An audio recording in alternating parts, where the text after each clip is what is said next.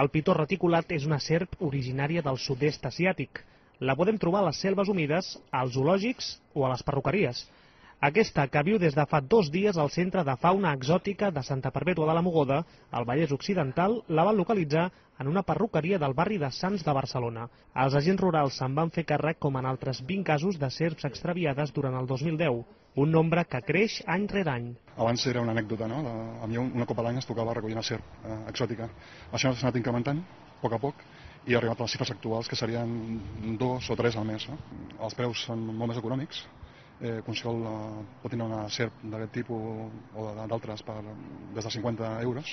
Paral·lelament a la recollida de l'animal s'inicia la recerca dels propietaris que podrien arribar a rebre una sanció d'entre 100 i 400 euros si no el mantenen en bones condicions de salut o no garanteixen la seguretat de la resta dels ciutadans.